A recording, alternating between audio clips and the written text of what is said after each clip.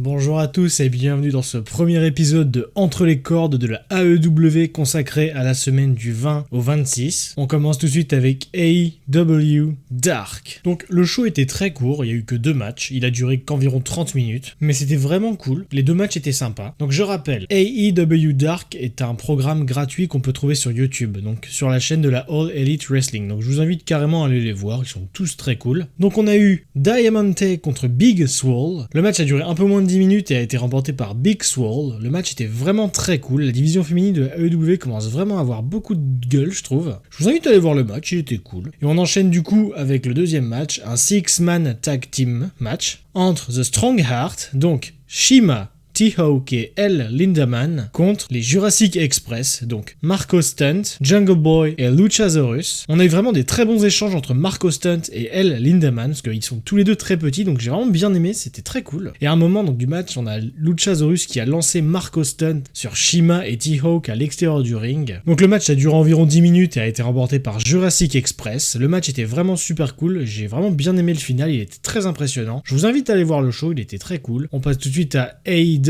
Dynamite. Donc déjà, alors je vais commencer directement, faut savoir que le show était sur un bateau, la croisière de Jericho, donc c'était un bateau de croisière en fait, donc il n'y avait pas énormément de monde, le son était un peu à chier, mais c'était... En même temps, il était sur un bateau. On dirait le début d'une blague. Jericho est sur un bateau. Bref, on commence tout de suite. Donc le show démarre avec un match pour les titres par équipe entre les champions, donc SCU, alors Frankie Kazarian et Scorpio Sky, contre Kenny Omega et Hangman Adam Page. Donc ce que je vais faire du coup, j'ai pas précisé pour AEW Dark, ce que je vais faire vu que la AEW se concentre vachement plus sur les matchs que les storylines pour l'instant. Dans chaque match, je vais essayer de trouver et de décrire des moments que j'ai bien aimés. Ça pourra peut-être vous donner envie d'aller les voir. Donc on passe au match. Donc les moments du match que j'ai bien aimé. J'ai bien aimé quand Scorpio Sky a esquivé un coup de la corde à linge de Adam Page qui a du coup frappé Kenny Omega. Donc j'ai vraiment bien aimé ce moment. Il y a eu aussi le moment où on a perdu les commentateurs. Je suis désolé. Alors, ça fait pas partie du match, mais en fait, je pense que c'est à cause du bateau. On a perdu quelques secondes les commentateurs dans un bruit assez fort et grave et lourd. Et ça m'a fait sursauter.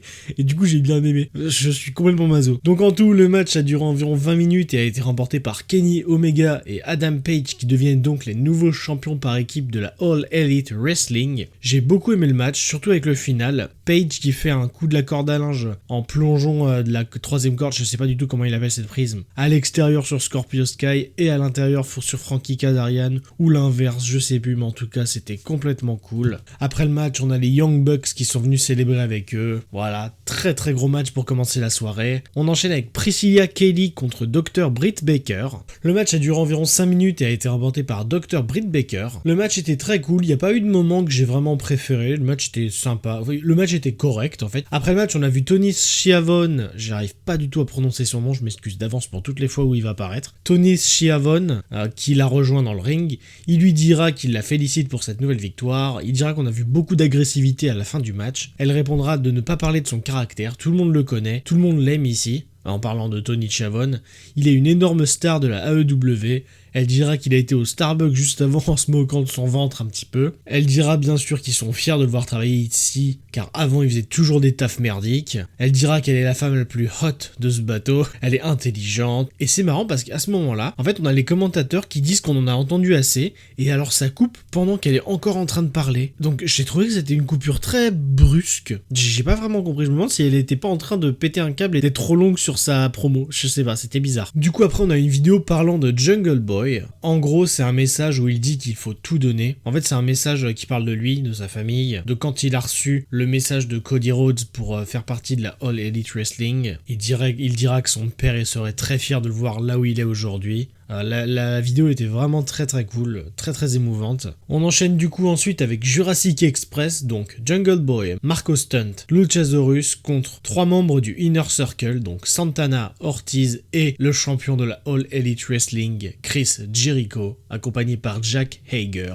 En fait, le seul membre du Inner Circle qui manque, c'est Sammy Guevara. J'ai vraiment bien aimé le public, parce qu'ils ont vraiment chanté la musique de Chris Jericho quand il a fait son entrée, ça m'a presque mis des frissons, et j'adore toujours autant entendre Justin Roberts, l'annonceur, dire « He is le champion ». Franchement, j'adore. Donc on passe au match. Dans les moments que j'ai bien aimé, j'ai vraiment bien aimé un moment où Santana et Ortiz ont fait des passes, en fait, avec la suplex qu'ils faisaient à Jungle Boy. En fait, ils l'ont gardé dans les airs, ils se faisaient des tags, et ils se le passaient, et du coup, au final, c'est Chris Jericho qui a terminé la prise et a fait tomber Jungle Boy, mais vraiment énormément d'abdos de la part de Jungle Boy pour avoir tenu aussi longtemps. Moi, ça m'impressionne à mon niveau. J'ai également bien aimé le moment où Jungle Boy a fait le tag avec Luchasaurus qui s'est occupé de tous les membres adverses, mais a fini du coup par faire un tag avec Marco Stunt pour aller se battre à l'extérieur du ring avec Jack Hager, ce qui malheureusement a coûté la victoire à Jurassic Express parce que le match a duré environ 15 minutes et a été remporté par Chris Jericho, Santana et Ortiz. Le match était vraiment très très cool, je vous invite à aller le voir. On passe ensuite avec Maxwell Jacob Friedman, donc MJF, contre Joey Janela. MJF pendant le match a voulu serrer la main à Janela qui a refusé. J'ai bien aimé ce moment, sauf que du coup MJF est parti mais a été rattrapé par Janela.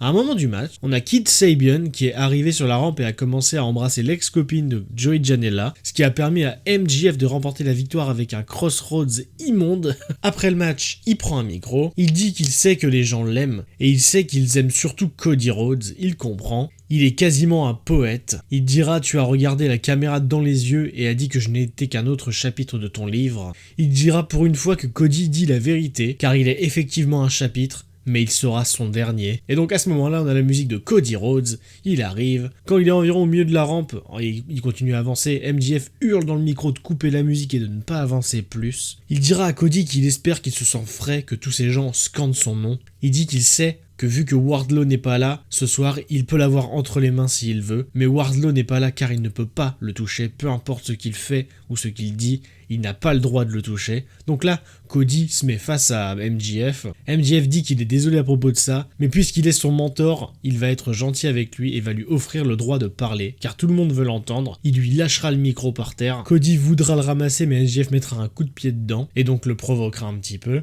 Les gens scanderont « asshole » et MJF partira en faisant un doigt d'honneur. Cody dira qu'il ne sait pas si Max est capable d'entendre le public chanter « asshole », mais il a raison, il ne peut pas le toucher. Donc là, on a MJF qui le regarde depuis la rampe, et derrière lui, on voit les Young Bucks qui arrivent. Cody dira par contre « eux, ils peuvent ». Et donc là, les Young Bucks enverront un double super kick à MJF. Cody demandera s'ils doivent balancer MJF dans la piscine, les gens hurleront oui. Alors les Young Bucks le prennent, ils l'emmènent et le balancent dans la piscine.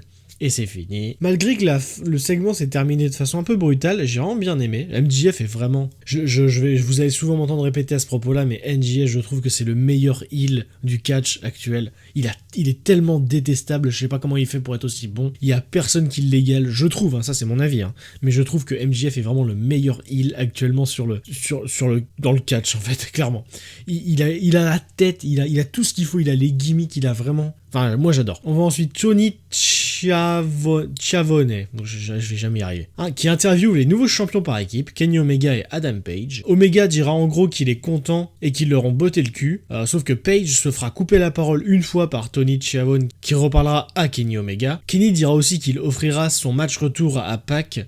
Page recommencera à parler mais se fera couper cette fois-ci par les Young Bucks, donc on verra Page un petit peu dire bon allez-y faites votre truc, moi je me casse, donc il partira. Les trois continueront ensuite mais du coup en gros ils diront ah merde on a peut-être déconné et tout.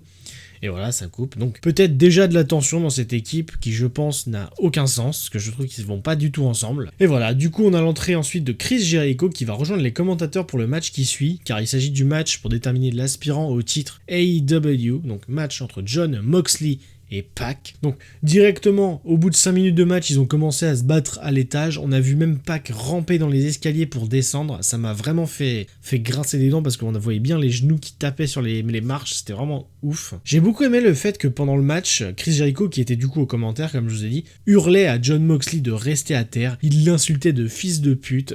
Franchement c'est pas sympa hein, mais vraiment j'ai bien aimé, et d'ailleurs je trouve que c'est assez paradoxal qu'il laisse Chris Jericho insulter Moxley de fils de pute en direct quasiment, mais par contre quand c'est le public qui chante des insultes, ils coupent le son. Et donc en fait, par exemple, admettons, c'est pendant une promo, on va entendre un mot sur deux parce que du coup, ils couperont le son pendant l'insulte. Je trouve ça un petit peu paradoxal et très illogique en fait. Donc à un moment du match, Pac a retiré la protection à l'œil de Moxley et a commencé à l'attaquer à coups de poing, mais du coup ça a permis à Moxley un petit peu de prendre l'avantage et de lui porter son paradigm shift. Et donc au bout de 15 minutes, Jon Moxley remporte le match et devient donc l'aspirant au titre de Chris Jericho. Et donc le show termine avec un regard entre Moxley et Jericho. Alors, mon avis du show, j'ai vraiment bien aimé. Le fait que le public était très réduit, c'était bien mais pas bien en même temps, parce que du coup il n'y avait pas énormément de hurlements et de pop, etc. Mais du coup j'ai trouvé ça bien parce que ça a donné un petit côté encore plus fait un peu à l'arrache. Je sais pas si je suis clair. Enfin en tout cas moi j'ai bien aimé le show, je vous invite à aller le voir. Alors oui, pour l'instant la AEW se concentre surtout sur les matchs, faut être honnête, plus que sur les storylines. Mais personnellement vu que j'aime énormément le catch point de vue technique et combat, plus que storyline, bien sûr je trouve que c'est essentiel, mais j'aime beaucoup les matchs aussi. Du coup, je vous invite à aller voir le show. On se retrouve la semaine prochaine pour l'épisode 2. N'oublie pas de regarder du catch. Ciao.